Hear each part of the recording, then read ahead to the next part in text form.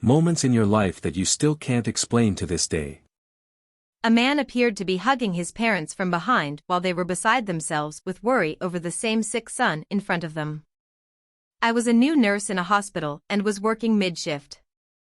I was doing my rounds and checked in on a patient, a teenager of about 15 years old, with his parents in the room. He had severe asthma attack and other complications and was advised to stay for observation. He wasn't at death's door or anything, but it shook his parents off. They appeared so distraught even after everything went quiet. He was sleeping when I checked him, with his parents by his bed.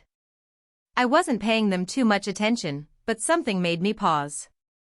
I looked up and saw his parents, standing together and holding hands, and a man hugging them both from behind.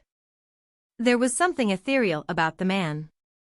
He appeared to be the same age as the parents. It could be the boy's uncle, as he sure looked so much like him.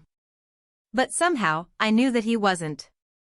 He was in a green hoodie, plain black shirt and cargo pants. There was nothing unusual about his clothes, though his whole getup was striking to me. It was rude to stare, but I couldn't help it. There was something about this man. The man, who appeared so wretched, then looked at me, apparently surprised that I was looking at him. Our staring contest lasted for a few seconds before I made excuses and moved on to the next patient. I didn't get to see the family again that night.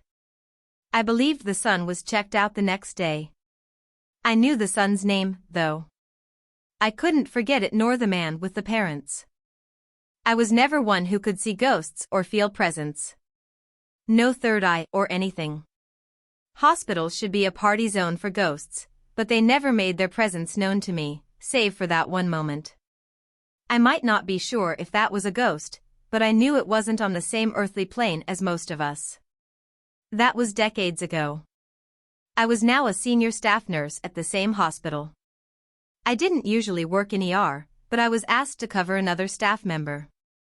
The night wasn't particularly busy, just a few patients coming in with the usual complaints. One man was then wheeled in, with paramedics performing CPR while he was being brought in. He was in a pretty bad shape. He overdosed and was found unresponsive in his room by his flatmate. He flatlined for a couple of minutes before he was revived. After all the excitement had gone down, I started to discard his now torn clothes. I then noticed how familiar his clothes were. A green hoodie, black shirt and cargo pants. I stopped and was taken aback when I really looked at his face. I knew that face. I saw that almost 20 years ago. I checked his name and it was the same boy who was admitted there years ago. He was unconscious, but he suddenly opened his eyes and looked at me. "You got old," he said in a very faint voice before drifting back to sleep. I heard him right, though. I knew he was talking to me. The next day, his father visited him alone. I wasn't in, but I was told he finally agreed to enter rehab.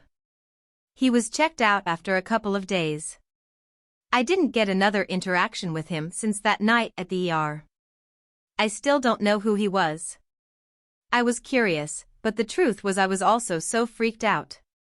He could just be an uncle visiting his nephew on that day. Or he could just have the same name as the teen. All could just be a coincidence. Deep inside me, though, I knew that it was the same man who visited his younger self in the same hospital years past. If you liked the story, please give it a thumbs up. Share the video and subscribe for more. Click the bell icon so you don't miss out on new videos. Thank you very much.